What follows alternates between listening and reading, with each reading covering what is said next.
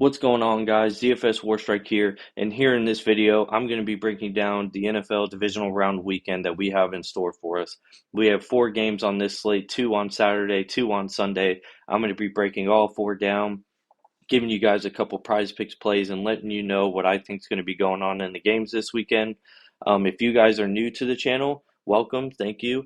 Please like, comment, subscribe, turn on that notification bell, be alerted when I come to post all my content.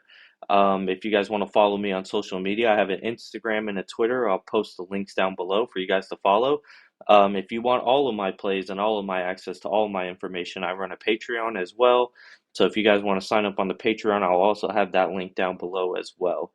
It comes with Discord access, and it's a fairly good time, and it's very informative for the most part. I go over NBA and UFL along with NFL. The UFL starts on March 30th, and I'll be doing content to kind of prepare us for that as the weeks go on. But other than that, guys, I'm going to get us started on this divisional round weekend, and we're going to start off with the Houston Texans at the Baltimore Ravens.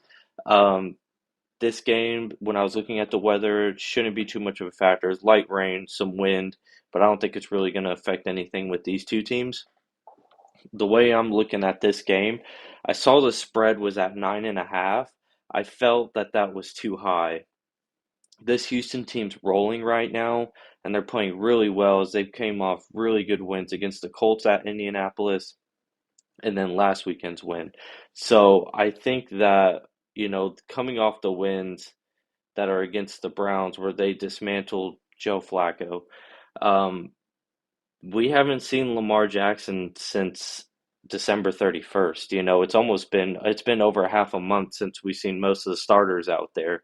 So I think with the way this can go, in favor for Houston is that Baltimore comes out and struggles a little bit, maybe starts off slow, shows some preseason rust, kind of how teams do in the preseason. Maybe they show a rust here for a quarter. I eventually think Baltimore gets it going. I eventually think Baltimore wins the game, but I think CJ Stroud is going to keep this game pretty close. I don't think Texans are going to go down without a fight. I think they're going to hang in there. Like I said, I right now where I'm leaning, I'm thinking Texans are going to cover, but I'm thinking Baltimore's going to win this game. I just think 9.5 is pretty disrespectful to Houston considering how they've been the last 2 weeks. Um, they played each other in the beginning of the season. CJ Stroud had a pretty good game. I think they ended up losing 9-20 though, but I think Texans are a lot better than what they were in the beginning of the season. And like I said, with the Ravens not having their starters playing for over 20 days, I think they might show some rust early on in the game. It's going to be important. That first quarter is going to be important for Houston. They're going to have to capitalize. Um, if Ravens come out strong, it might be a track meet. They might run Houston right out of town. So I think that first quarter is going to be very important for Houston to show that they're not going to go down without a fight. That Baltimore is going to have to get their stuff together, and Baltimore is going to have to close out the game. Um, Going to the second game in the NFC, we have the Packers and the 49ers in Santa Clara. The way I see this one going, Jordan Love's balling, man, and it frustrates me so much because it's looking like the Packers found another franchise quarterback as the way it's looking. Um, it blows my mind how good they are at drafting quarterbacks, but how bad they are at pretty much everything else. Um, Going into this weekend, Jordan Love's coming off that huge win against Dallas. I mean, it was a dominating statement. Like I'm here win for Jordan Love. I think Jordan Love definitely proved everyone that he's the guy to stay in Green Bay. Um, but they're not going to have it easy as they're taking on who I think is the best team in the NFL right now, the San Francisco 49ers. As long as Brock Purdy doesn't mess things up, doesn't cause things for his team to lose, I think that the Niners should handle this game fairly well. I think Jordan Love will battle on early, especially with Aaron Jones, who's been more involved in the offense over the last month. They've been focused on getting him the ball, especially if A.J. Dillon's not playing. But if Purdy's taking care of the ball with McCaffrey, Debo, Brandon Ayuk, and George Kittle, there's no reason that this offense shouldn't be scoring on this Packers team. I think they might cover. I think they might win by 10. I think this is going to be a game that's going to be close in the beginning, but I think the Niners are going to eventually wear down the Packers and then just hold off from there. So I'm leaning towards the two favorites as we go into this weekend. Now going into Sunday, the other NFC game, we have the Tampa Bay Buccaneers and the Detroit Lions. Baker's been balling. Baker made a statement game against Philadelphia Eagles last weekend. I think Baker, to me, is the comeback player of the year. I think he's had a phenomenal year. You know, his career was dead when he left Cleveland and went to Carolina. Carolina completely shunned him away halfway into the season. He gets shipped over to Los Angeles, kind of resurrected his career. He made a statement saying that that opportunity for him, the Rams had nothing going for him last season. They had nothing. They just brought him in, said, "Hey, we're not going to the playoffs. You want to compete to prove you still belong in the NFL, so let's just have fun and go." He said that kind of made football fun again. And then he took the 1 year deal with the chance on himself with Tampa and absolutely proved himself that he can still be a franchise quarterback for somebody in this league. So I think he's earned comeback player of the year over Joe Flacco and DeMar Hamlin. I don't think Flacco played long enough, and I don't think DeMar Hamlin should get it considering he never stepped on the field this season. Um, but Baker's rolling. The Lions, are coming off a huge win last weekend over the Rams. It was a very competitive game. Jared Goff held his own. The only thing that I'm looking at here is if Tampa is going to have the depth and if they're going to have the defense to be able to stop Detroit. I don't know if they're going to. I think Detroit's going to win this game. Going into an atmosphere like that in Detroit, there's so much energy going on in that city right now. I'm thinking Detroit's going to carry their momentum into the NFC Championship game next weekend. Finishing off the divisional round in the AFC, we have Kansas City Chiefs at Buffalo. Um, huge game for Josh Allen. This is a huge prove-it game, I think, for him. He's been spectacular over the last couple of weeks, especially last week against the Pittsburgh without TJ Watt, but he was running all over him, throwing darts. Like he just was executing very well in this game. I think if it's all always comes down to whether Josh Allen's going to take care of the ball.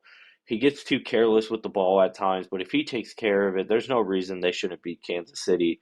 Kansas City, as good as Mahomes is, I think Isaiah Pacheco is the best player on the team. He's the one that sets the tone for the offense, mainly because I don't think Mahomes has the weapons to be able to produce offensively.